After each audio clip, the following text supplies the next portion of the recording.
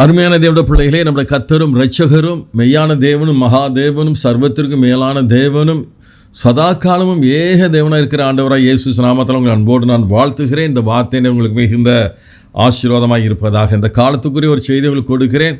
இந்த சுருக்கமான செய்தியை கேட்டு இந்த லெந்து நாட்களில் ஏசப்பாவுடைய பாடு மரணத்தை தியானிக்கிற நாளில் இந்த உண்மையான வார்த்தையை அறிந்து கொள்ள தயவுசெய்து உங்களை ஜெபத்தோடு ஒப்புக் கொடுங்கள். நீதிமொழிகள் 3ஆம் அதிகாரம் 5-6 வசனங்கள். உன் சுயபுத்தின் மேல் சாயாமல் உன் முளிரத்தோடும் கர்த்தரில் நம்பிக்கையாயிரு. கர்த்தர் இந்த வார்த்தையை ஆசீர்வதித்து உங்களை அப்பமாக கொடுத்து இந்த வார்த்தையில உங்களுக்கு உயிர்ப்பிப்பாராக. ஆமென். பாருங்கள், நம்ம கொடுக்கப்பட்ட ஒரு அருமையான ஒரு கட்டளை, ஒரு அன்பின் எச்சரிப்பு. உன் சுயபுத்தி மேல் சாயாமல் உன் முழு இருதயத்தோடும் கர்த்தரிடத்தில் நம்பிக்கையாயிரு. பிதாவாகிய தேவன், நமக்கு ஒரே ஒரு தேவன் உண்டு, அவர் தான் நம்முடைய பிதாவாகிய தேவன் என்று வேதம் திட்டவட்டமாக சொல்கிறது. அந்த பிதாவாகிய தேவன் ஆதாம் ஏவாளை தம்முடைய சாயலாக அவர் சிருஷ்டித்தார். ஏதேன் தோட்டத்தை உருவாக்கி அந்த ஏதேன் தோட்டத்தில் அவர்கள் வைத்தார். அவர்களுக்கு ஒரு கட்டளை கொடுத்தார். என்ன கட்டளை? நன்றாக தெரியும். ஆதியாகமம் 2ஆம் அதிகாரம் 17 பார்க்கிறோம். தோட்டத்தில் உள்ள எல்லா விருட்சங்களையும் கனிகளையும் நீங்கள் புசிக்கலாம், ஆனால் தோட்டத்தின் மத்தியில் இருக்கிற அந்த நன்மை தீமை என்னதென்று அறியத்தக்க அந்த கனியை மட்டுங்கள் புசிக்கக்கூடாது, புசிக்கிற நாளிலே நீங்கள் சாகவே சாவீர்கள் என்று ஆண்டவர் திட்டவட்டமான ஒரு கட்டளை கொடுத்தார். பாருங்கள், அப்படியாக ஆண்டோட வார்த்தைக்கு கீழ்ப்படிந்து சமாதானமாக சந்தோஷமாக தேவ மகிமையால் நிரம்பி ஒரு ஆசீர்வாதமான வாழ்க்கையை வாழ்ந்து கொண்டிருக்கிற வேளையில் சாத்தான் ஏவாளை சந்திப்பதை பார்க்கிறோம். அவன் தந்திரவாதி, அவனுடைய தந்திரங்கள் நமக்கு தெரியாதவர்கள் அல்ல என்று சொல்லப்பட்டிருக்கிறது. அவன் தந்திரமாக கேட்டதை பார்க்கிறோம். ஏவாள், உன் ஆண்டவர் உன்னிடத்தில் ஏதாவது சொன்னாரா என்று சொன்ன பொழுது அவனு ஒளிவுமுறை இல்லாமல் எல்லா கனிகளும் நாங்கள் புசிக்கலாம், ஆனால் தோட்டத்தின் நடுவில் இருக்கிற அந்த கனியை மட்டும் நாங்கள் புசிக்கக்கூடாது, புசிக்கிற நாளிலே நாங்கள் சாகவே சாவோம் என்று ஆண்டவர் சொல்லியிருக்கிறார். சொன்ன உடனே அவன் பாருங்கள் எப்படி தான் நடித்தோனோ, என்னையிலும் மிருதுவான வார்த்தை கொண்டு பாருங்கள் தந்திரமாக அவடத்திலே அவன் பேசுவதை பார்க்கிறோம்.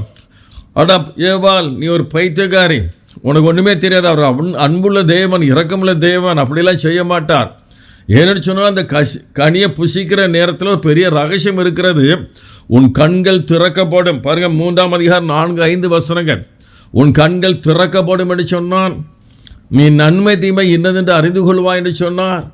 நீ தேவரை போல மாறிவிடுவாய் என்று சொன்னான். அதோடு கூட ஏசப்பா சொன்னார், நீங்கள் சாகவே சாவதில்லை, ஆனால் பாருங்கள் அதான் அந்த கிறிஸ்து, நீ சாகவே சாக மாட்டாய் என்று சாத்தான் அவ்வளோ அருமையான வார்த்தை கொடுத்தான். இந்த வார்த்தையில் அவளை மயங்கி போனதை நான் பார்க்கிறோம். இந்த வார்த்தை கேட்ட உடனே ஏவாள் யோசிக்க ஆரம்பித்தாள். நம்முடைய ஆண்டவர் எவ்வளோ ஒரு அன்புள்ள தேவன், எவ்வளோ இரக்கமுள்ள தேவன். நான் அந்த காரியத்தை செய்தால் நம்ம தண்டிப்பாரா, நம்மை கொலை செய்து விடுவாரா, நம்மை கொண்டு போட்டு விடுவாரா? அப்படிலாம் செய்ய மாட்டார். அவர் அன்புள்ள தேவன், நம்மை தண்டிக்க மாட்டார் என்று சொல்லி யோசித்து தன் சுய புத்தின் மேல் சாய்ந்து, கவனித்துக்கொள், தன் சுய புத்தி மேல் சாய்ந்து ஆண்டவர் விலக்கின கனியை புசித்தால், புசித்த மாத்திரத்திலேயே பாவம் வந்தது. அந்த கனியும் ஆதாமுக்கு கொடுத்தால் நிர்வாணிகளாக இருந்தவர்கள் கண்டு கொண்டார்கள். பாருங்கள், தங்களை மறைத்து கொண்டார்கள். தேவனை சந்திக்க பயம், கடைசியாக நியாய தீர்ப்பு. தேவ சமூகத்தை விட்டே துரத்தி அடிக்கப்பட்டார்கள், தேவ மகிமை இழந்தவர்களாக என்று நாம் பார்க்கிறோம். ஒரு சுய புத்தி மேல் சாய்ந்து பாருங்கள், ஒரு பெரிய தவறு பண்ணினபடினால எவ்வளோ பெரிய ஒரு ஆசீர்வாதத்தை இழந்து போனார்கள். அருமையான தேவனுடைய பிள்ளைகளை, இது அறிந்து கொள்ள தவறி விடாதிருப்பீர்களாக. இன்றைக்கு ஆண்டோடைய பாடு மரணத்தை தியானிக்கிற இந்த நாளிலே நீங்கள் அறிந்து கொள்ள வேண்டிய மிக முக்கியமான ஒரு காரியம், அந்த ஊழியத்தை கர்த்தர் கொடுத்திருக்கிறார். உங்களை எப்படி ஆகிலும் ரட்சிப்புகளை நடத்தி ஆண்டோட வரைக்கு ஆயத்தப்படுத்துவது தான் எங்களுக்கு கொடுக்கப்பட்ட உண்மையான ஒரு ஊழியம். அதை எந்த ஒரு எதிர்ப்பும் பார்க்காமல் செய்து கொண்டிருப்பதை நீங்கள் அறிந்திருக்கிறீர்கள். வேதம் சொல்கிறபடியாக நமக்கு பிதாவாகிய ஒரே தேவன் உண்டு. ஏசாயா 43:11 அவரை சொல்கிறார், நானே கர்த்தர், நான் தான் பிதா, என்னை இல்லாமல் இரட்சகர் இல்லை. நான் தான் இரட்சகர், என்னை தவிர இன்னொரு ஆள் இரட்சகராக வர முடியாது என்று சொல்கிற வார்த்தையின்படியாக அருமையான தேவனுடைய பிள்ளைகளே, இது மட்டுமாக இஸ்ரவேலுக்கு தேவனும் இரட்சகருமாய் இருந்தவர் முழு உலகத்தின் இரட்சிப்புக்காக, புறஜாதிகளாகிய நம்முடைய ரட்சிப்புக்காக, உலகத்தின் பாவத்தை சுமந்திருக்கிற ஆட்டுக்குட்டியாக இரட்சகராக இந்த உலகத்தில் வெளிப்படுவேன் என்கிற அந்த தீர்க்க தரிசனபடியாக 1 தீமோத்தேயு 3:16 நம்மை படைத்த ஆவியான பிதாவாகிய தேவனே நமக்கு இரத்தம் சிந்துவதற்காக ஒரு மாம்சமும் இரத்தமுள்ள ஒரு சரீரத்தில் அவர் குமாரனாக ஒரு சரீரத்திலே வெளிப்பட்டார் என்று வேதம் சொல்கிறது. இது தேவ பக்திக்குரிய ரகசியம். இந்த ரகசியத்தை இந்த நாளிலே அறிந்து கொள்ள தவறிவிடாதிருப்பீர்களாக. இயேசுவோட பாடு மரணத்தை நீங்கள் தியானிக்கிற நாளிலே இயேசு யார் என்பதை முதலாவது நீங்கள் அறிந்து கொள்ள வேண்டும். இல்லாவிட்டால் உங்கள் தியானமெல்லாம் வீணாய் போய்விடும். இந்த இயேசு யாருங்கிற வெளிப்பாடு இல்லை, சபைகளுக்கு இல்லை, ஏராளமான ஊழியக்காரர்களுக்கு இல்லை. என் அருமையானது, ஆனால் கர்த்தருடைய பிள்ளைகளை நீங்கள் அறிந்து கொள்ளுங்கள். இந்த கடைசி காலத்திலாவது நம்ம இயேசப்பா யார், வேதத்தின்படி வேத வாக்கியத்தின்படியாக அவர்தான் மாம்சத்திலே வெளிப்பட்ட பிதா என்பதை அறிந்து கொள்ளுங்க. அப்படியால் ஏன் பிதா பிதா என்று சொன்னார் என்றால் அந்த ரகசியத்தை அறிந்து கொள்ளுங்க. யோவான் 16:25 வெறும் ஓமையாகத்தான் பேசுகிறேன் சொல்லுகிறார். அவரே சொல்லிவிட்டார். இதை அறிந்து கொள்ள தவறி விடாதிருப்பீர்களாக. ஆம், இதற்காக அருமையான பிள்ளைகள் இந்த உலகத்தில் வந்து பாருங்கள், நமக்காக பாவமாகி சாபமாகி அக்கிரமக்காரில் ஒருவராகி சிலுவையிலே தன்னையே பலியாக ஒப்பு கொடுத்தார். எவ்வளோ பயங்கரமான வேதனைகள் பின்பாக எலும்புகள் தெரிய அடிக்க ஒப்பு கொடுத்தாரே. ஆம், இரத்தத்தை சிந்தினார். அந்த இரத்தம் சிந்தன மூலமாக பாவ மன்னிப்பாகிய மீட்பு இந்த முழு உலகத்துக்கும் வந்தது என்று நாம் அறிந்து கொள்கிறோம். அருமையான பிள்ளைகளே, ஆம், இரத்தம் சிந்தன மூலமாக சாத்தானின் தலை நசுக்கினார், விலையேறப்பட்ட ரட்சிப்பை ஆயத்தம் பண்ணினார், நித்திய ஜீவனை ஆயத்தம் பண்ணினார், சபையை சம்பாதித்து கொண்டார். அப்போஸ்தலர் 20:28 படியாக சபையை சம்பாதித்து கொண்டார். தேவன் தன்னுடைய சுய இரத்தத்தினாலே சம்பாதித்த சபைன்னு சொல்லப்பட்டிருக்கிறது. ஆம், பிதாவாகிய தேவனே வந்து இரத்தத்தை சிந்தினபடினால்தான் அவருடைய சுய இரத்தம் என்று சொல்லப்பட்டிருக்கிறது. அறிந்து கொள்ளுங்கள். அப்படினால் இயேசு யார்? மாம்சத்தில் வெளிப்பட்ட பிதா. மரித்தார், அடக்கம் பண்ணப்பட்டார், 3 நாள் உயிரோடு எழும்பினார்.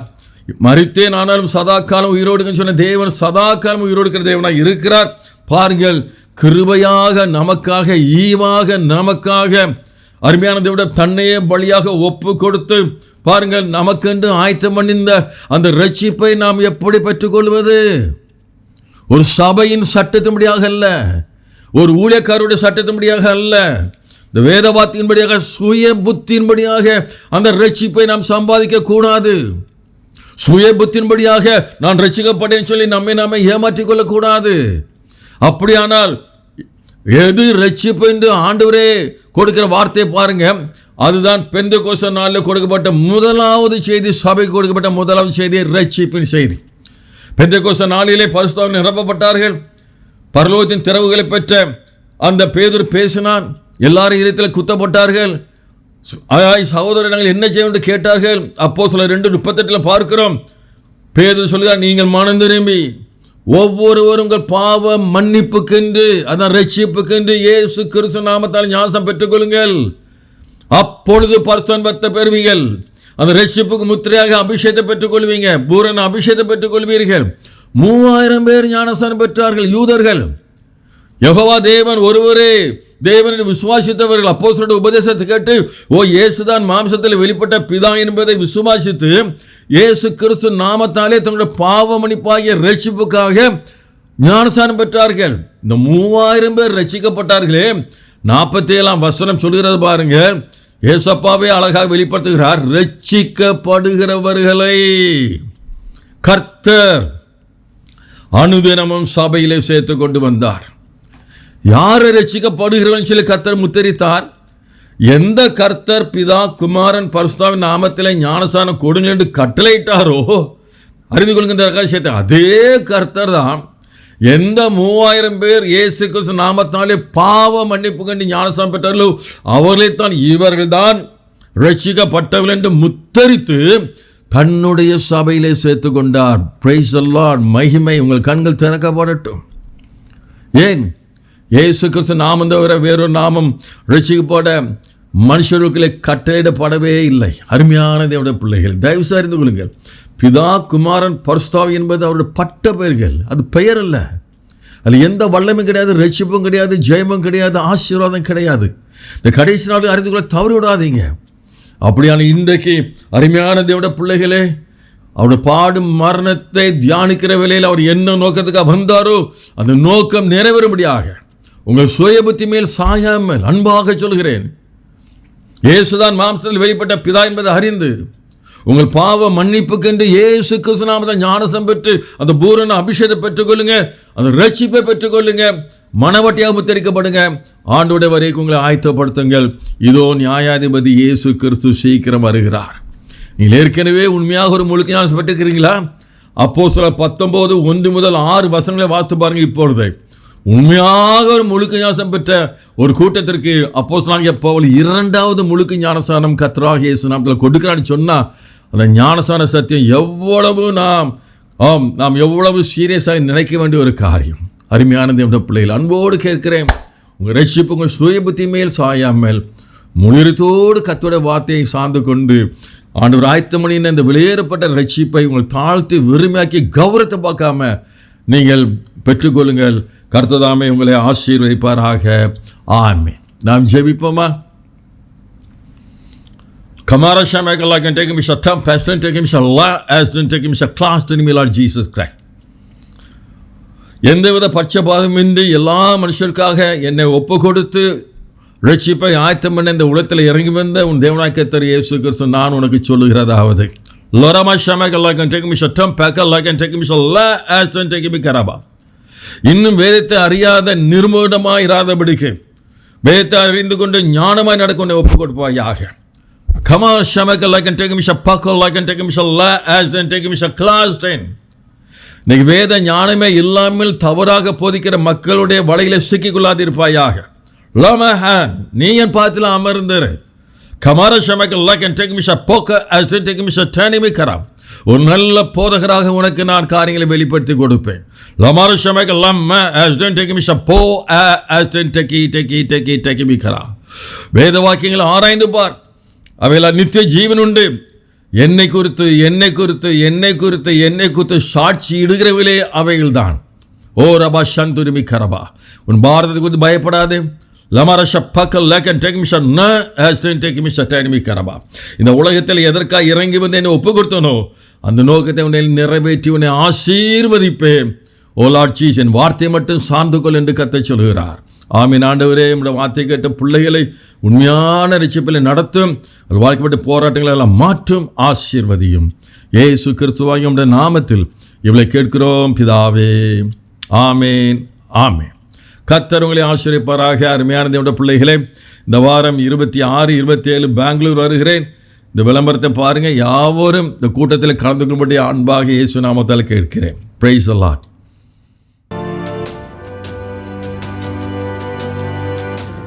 ஒரு நாள் நற்செய்தி கூட்டம். கர்த்தராகிய இயேசு கிறிஸ்து சபையின் 48ஆம் ஆண்டு ஸ்தோத்திர கூட்டம். நாள் 26/4/2025 சனிக்கிழமை மாலை 6 மணி அளவில். இடம் கர்த்தராகிய இயேசு கிறிஸ்துவின் சபை, பழைய கல்லறை தோட்டம் தெரு, சிவாஜி நகர், பெங்களூர். இது புனித சேவியர் ஸ்கூல் எதிரில் அமைந்துள்ளது.